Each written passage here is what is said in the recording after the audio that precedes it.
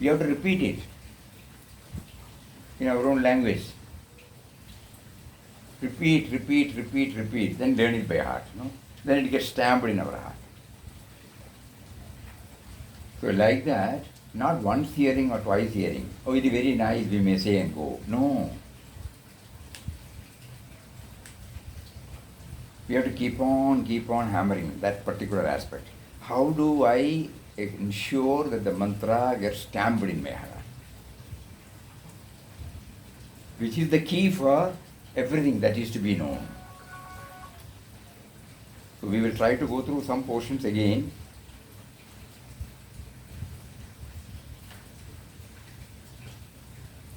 So mantra is not only a mere word that creates a form, but is a great thought which has a deep impact on your life. It's a great feeling which leaves a deep impression in your life.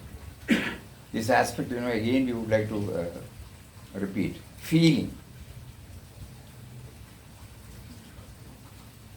Otherwise it becomes a lip level, surface level, superficial activity.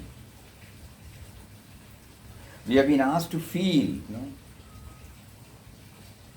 the great provider who has provided, who has been providing right from the moment they came to this world till this moment. In ashram, a small plot is being developed, which is named as Ayodhya now.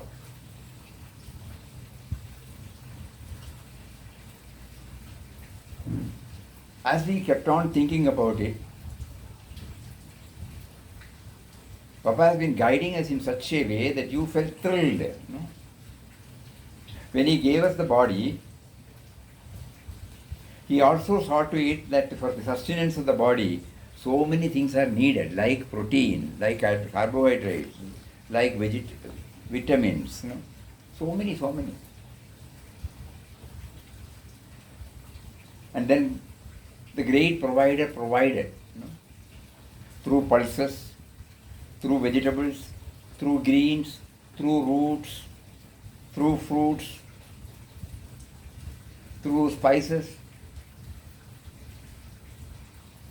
In order that sufficient saliva is touched, kindled and made active. So many spices, the moment you take, so many, the saliva rushes, which is a must for your digestion. See the way in which everything has been designed. Different types of pulses, carbohydrates, proteins, vitamin A to vitamin whatever is there, we don't know.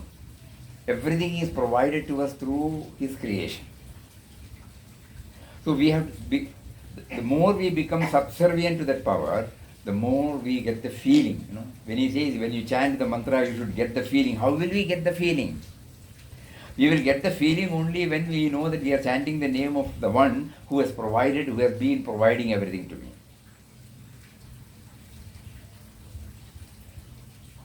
Even the very word, even the very language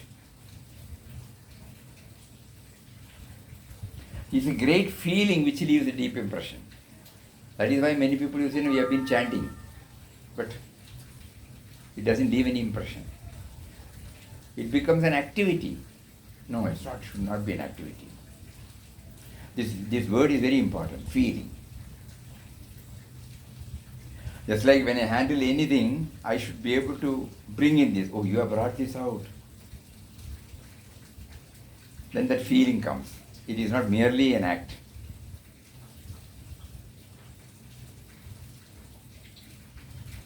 I have been remembering my mantra and nothing is happening to me. I don't see anything. This is the common complaint. Is it ever possible to do some action and not reap the fruits of your action?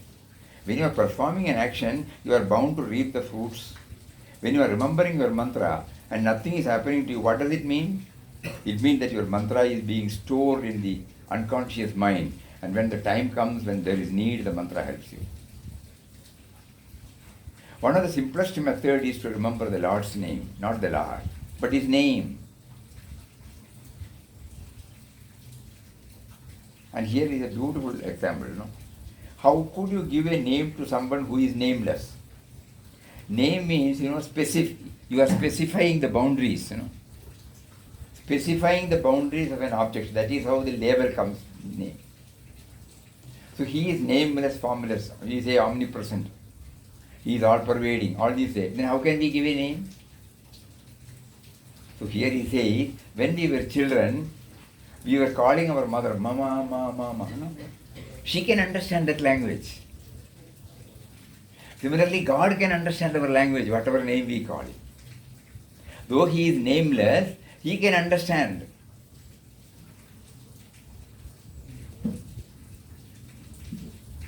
You can take one chair from there.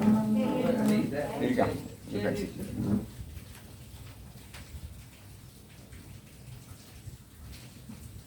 For her, that word is true for the mother.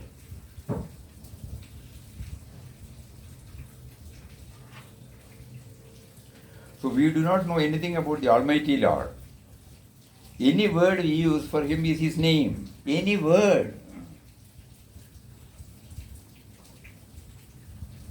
Because every word owes its origin to him, intelligence. We always think, that you just think about the person who conceived the dictionary. Dictionary. Just think about the valuable work he has done.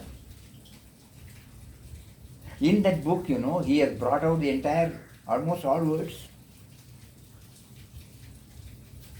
And the meaning of it. To compile that, just imagine what an intelligence is missing. And it's whether it is a verb, it is a noun, whether it is a preposition. And many a time, even when the diction, so P is silent, when you say psoriasis, P is silent, So like that, how that person who conceived the dictionary, how did he make it? And how is it useful for all of us? So every word, that's why we remember, every word is his reflection. Because that word has come from the intelligence. Vinobaji used to say, simple words and join letters. Simple letters and join letters. A, B, C, simple, It will not evoke anything from you. But when it join letters, when you put W, E, V, G, O, go, then it evokes certain reactions in you. But the base is simple letter. Please come in, get out. A simple word, G-E-T, O-U-T, but tremendous impact. The other one is full of love, the other one is full of aversion. But it all owes its origin to that letters. Think. So simple letters enable the joint letters to have. And joint letters evoke different responses. But we hardly think about the origin. So every time we try to go to the origin. Ovityaksharam, in Bhagavad Gita, he says Om. That is the primal, the first sound. So it stands for God. So like that, every word stands for God. When I do that, I will not misuse that language. Whatever may be the word, it will be reverentially, lovingly, handled. Because we now know every word has come from it. How can I misuse? How can I bring in another dimension? Just think about it. These are all the things. It is not an abstract statement. These are all food for thought, and we keep on thinking. Certain words and how soothing, certain words how irritating. But we hardly think that everything goes to the same origin. Vinobaji, in his book called Talks on Gita, he used to say, first we see God in Rama. Then we have to see God in Ravana too. Like that, all the negative things, so-called labeled negative things, when we keep on thinking it, we will ultimately find it owes its origin to that base. And when the our base is remembered, the negativity goes. Our whole attitude towards the object becomes changed. Normally, when somebody passes tools openly, we get irritated. But one's own child, when it does it, same act. So the love, it doesn't give you that aversion. Absence of love gives you aversion, that's all. Act remains the same. So then we start thinking all these things are relative. All these things we remember because he said word. We do not know anything about the Almighty. Any word we use for him is his name. But let us feel his presence by remembering that name within us. This is very important. Let us remember, let us feel his presence, Let us feel his presence by remembering that name within us. A chapel or a shrine is where you remember the Lord. When you constantly remember the Lord's name, then you become a shrine because the Lord lives in you. Then you say, if the human being is a shrine, how can the human being die? Anyway, that's another aspect. God does not require you to remember his name. God never says you should remember my name. This is a human necessity. For him it is plain, he goes on this world leela. But he has given us a sense of individuality by which we feel we have got a freedom to remember him, to go through him, to go towards him. So best way is always to think about the subservience, In anything and everything we try to bring the subservience by going to the origin, where from we have come. So when we go and sit in Ayodhya, all these thoughts will come. And different types of plants are there. Some are called medicinal plants, some are called fruit plants, some are called vegetables, leafy vegetables, some are called coffee is there, tea is there, cocoa is there, cardamom is there. Each one, the same land, the same gardener, the same water, the same air, the same sun, but different. The characteristic encased in a particular seed, brings out its own unique expression.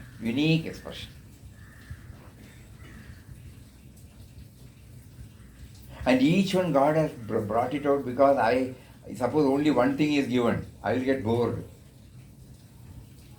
We need a change. Different types of vegetables with different types of taste them. Look at it. We have to keep on thinking about it. Even in chilies, how many types? Even in oranges, how many types? Even in lime, how many types? Varieties. So closely associating with the plant kingdom will give a boost. That's what I was saying. Especially for the younger generation. Nowadays that is not there much. So when we go to a place, when we look at a flower, when we look at a tree, when we look at a vegetable plant or a medicinal plant, please apply your mind. Even the tulsi, different types. So through mantra, so mantra is the constant reminder to us of his varied manifestations. That's why he said we must remember him. Let us feel his presence by remembering the name. So when I open my eyes, what I see, I must try. I have been seeing it as a tree, as a plant, as a flower. And I pass a comment, it's nice, beautiful, tasty, bas. No. Beyond that, you have to see you, the originator.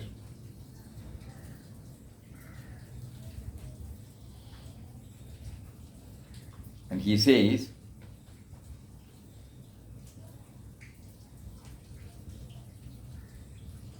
inward journey alone can help you because you cannot be lost.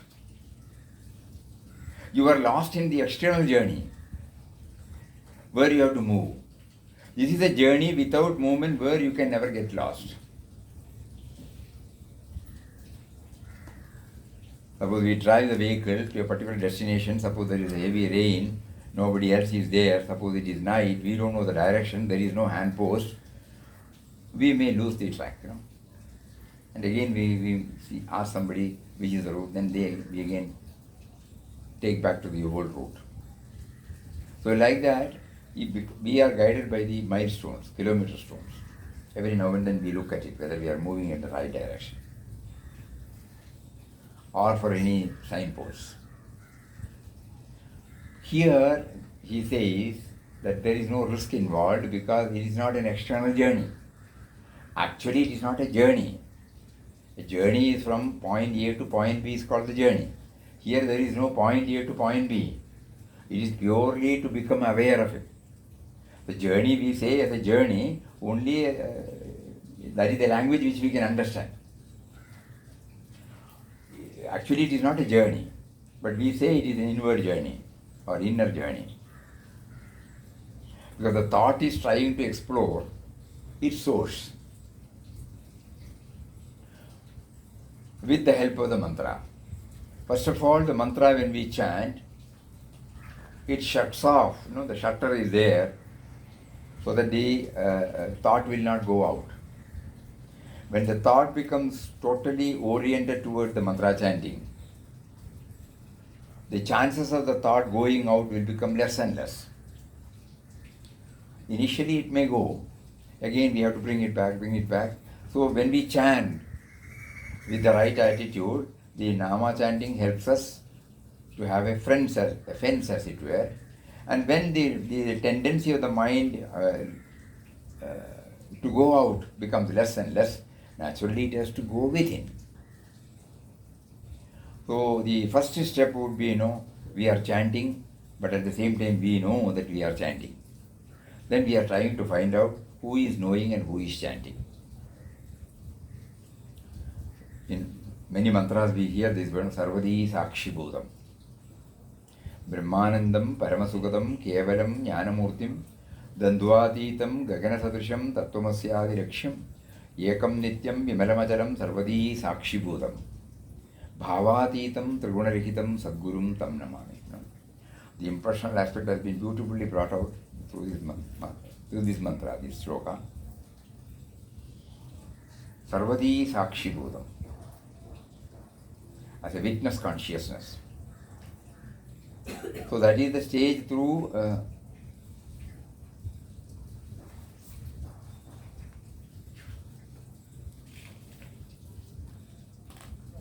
be a witness. Papa says, be a witness to all movements.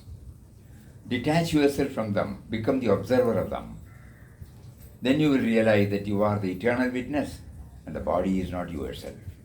Because you now become the knower of the body, It is your body, no doubt. But you now realize it is your body. So the knower of the body is really different from the body.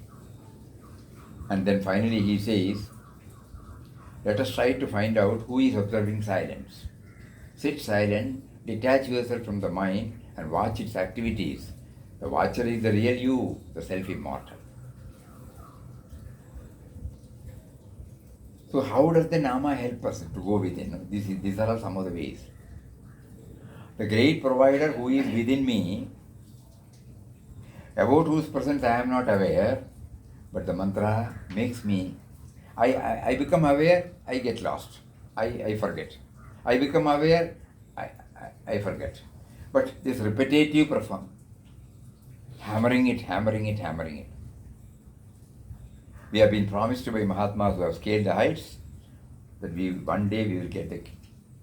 We will know that it is the key that unlocks the inner chamber.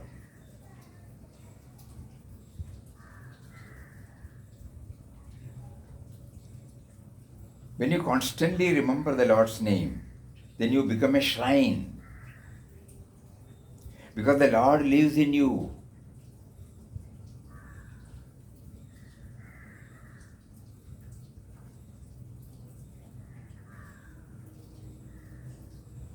In Malayalam, you may not know many of them, but still, for the sake of some friends here, I will repeat. നന്മരൂപിയായ ദൈവമേ നിനക്ക് വന്ദനം. ഈ ദേവാലയം നിനക്ക് നിത്യവും വസിക്കുവാൻ എത്രയും മനോജ്ഞമാം സദനമായി ഭവിക്കണം. നന്മരൂപിയായ ദൈവമേ നിനക്ക് വന്ദനം. So this body has been named as a shrine. Then how can I pollute it? How can I make it impure? The moment I unknowingly, unwittingly, it becomes impure, I immediately remember this word, oh, I shouldn't. Just like, when something is not in order in our house, we immediately go and take the wiping cloth or the broomstick or clean it. And I will also, by chanting the name, we clean everything. Because here he says, when you constantly remember the Lord's name, then you become a shrine. Because the Lord lives in you.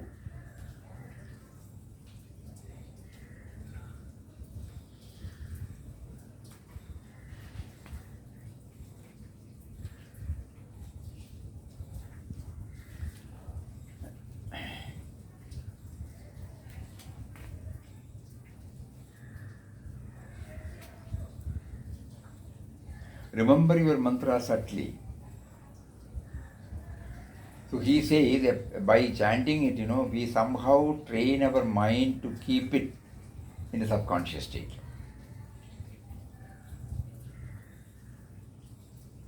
Just like now when we are repeating the words,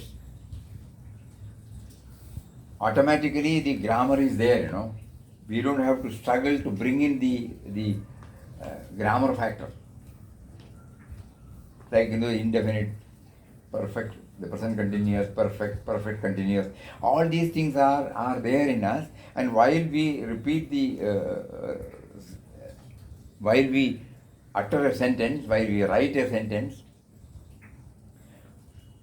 grammar is always there, embedded in it, Don't you think? Do we have any special struggle for that? Anything that we have mastered, when it becomes a part of it, it becomes sahaj, natural. So here also he says, nama chanting should be such that it should become, it should be stored in the subconscious state. Because outwardly we may be involved in so many activities, but still the impact of it remains as it. Even when I don't write, the grammar aspect is there, Even if I don't talk, the grammar aspect is there, The letters are there,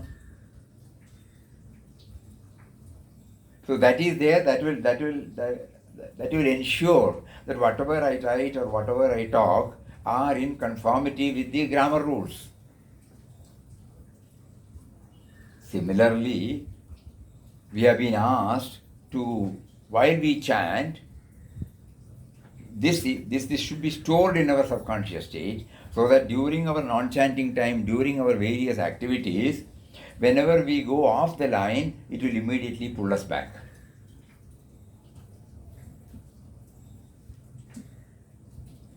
A word that should not have been uttered, a thought that should not have been welled up, an act that should not have been initiated by us. Immediately, as a sentinel, as a watchman, Nama says, hey, why did you do that? Papa puts it as, this is for purification. Very important, very important.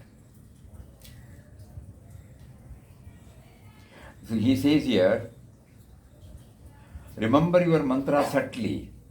Now there is a competition here. Whole life is full of competition.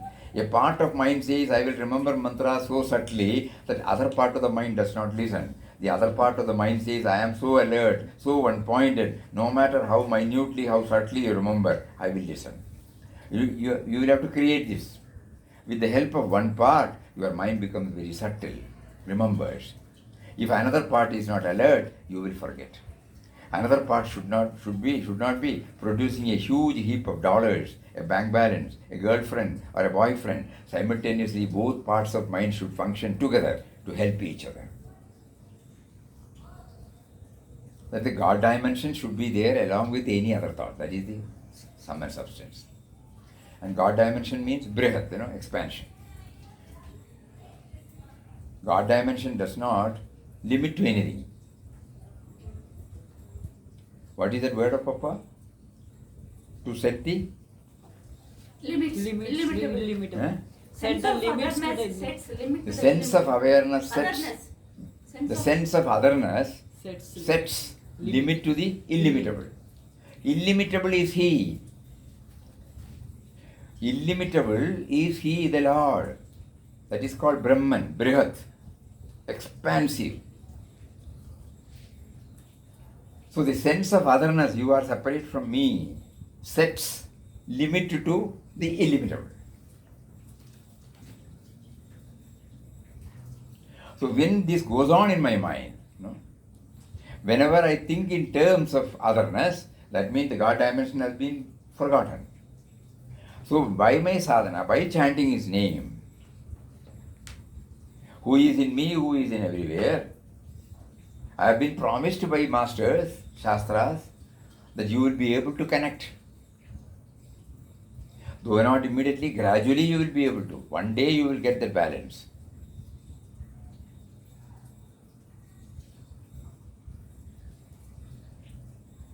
And here he says, the highest level of japa is when japa goes on by itself all the time. This is called ajapa japa.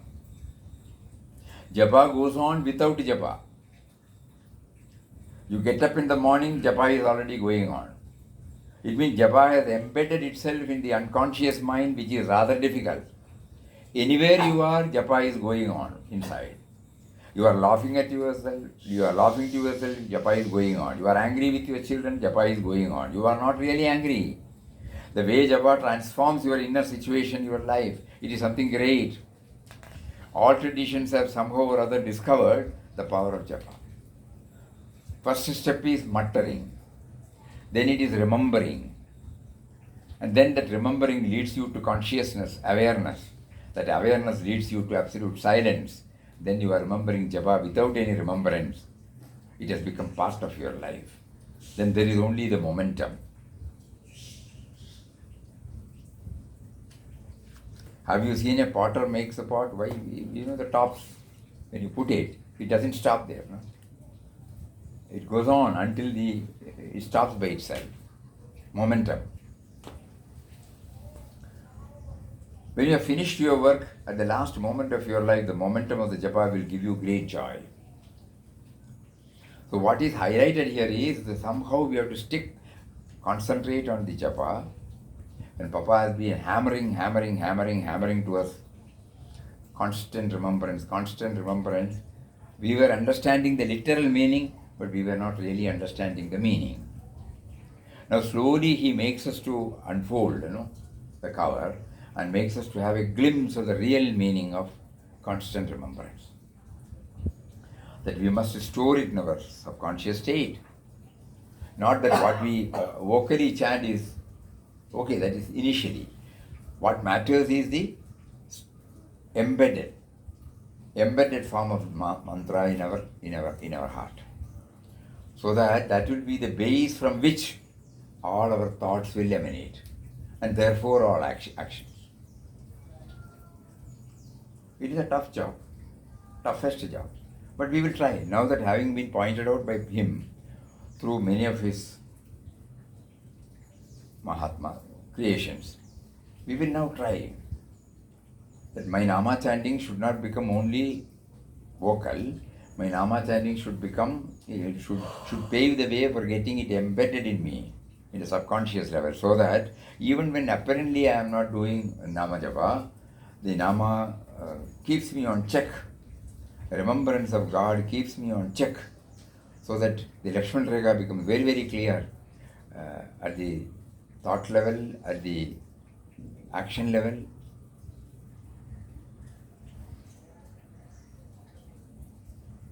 So this is the take-home message.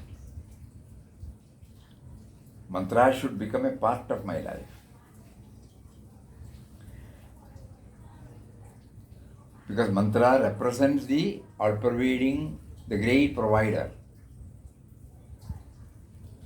Papa used to say the indwelling and all-pervading spirit.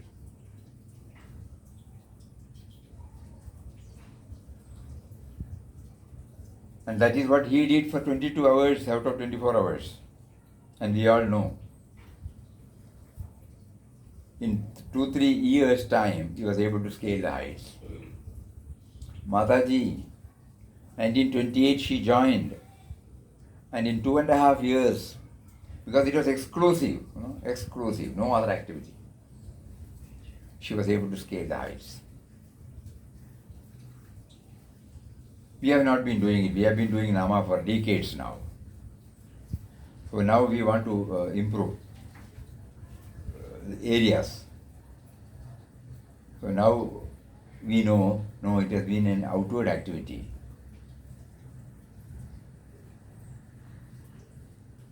I have never taken pains to go inward. Now I have been clear enough, though Papa has been telling this, somehow it did not strike to me that I am chanting the name of one who is inside me, who is making me to chant, and who is in everybody.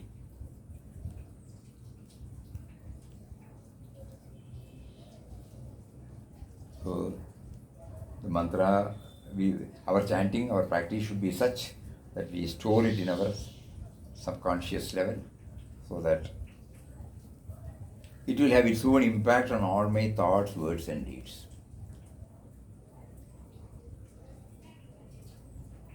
We cannot but be generous, we cannot but be broad-minded, we cannot but be selfless. Because it becomes a part of me. All my thoughts, all my words, all my deeds will be guided by that. So my Nama chanting should, what do you call it? Zero to that level. From the vocal to the silent, from silent to the, vocal to the silent, silent to the mental. And the mental chanting should ultimately lead to this, finally. Outwardly I may not be chanting, but all my thoughts, all my words, all my deeds will bear the stamp of divinity,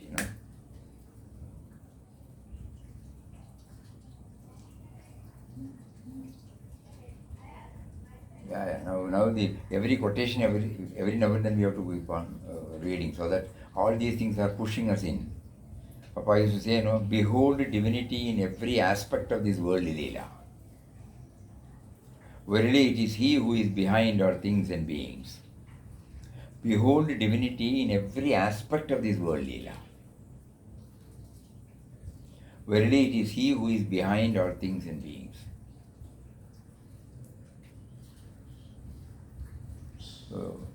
So many sublime, profound ideas Papa is giving to us. As if He is holding our hand and dragging us, So we are still looking at something else and not going along with Him, but He is not leaving us. But now let us turn to Him, and still my mind has got some cravings, some desires for this and that. That is why I have not been able to look at you. Please free me from that clutches, so that I will always feel your presence with Him. So let this prayer also well up along with our chanting. Hari Om. Om Shri Ram Jai Ram Jai Jai Ram Om Shri Ram Jai Ram Jai Jai Ram Om Shri Ram Jai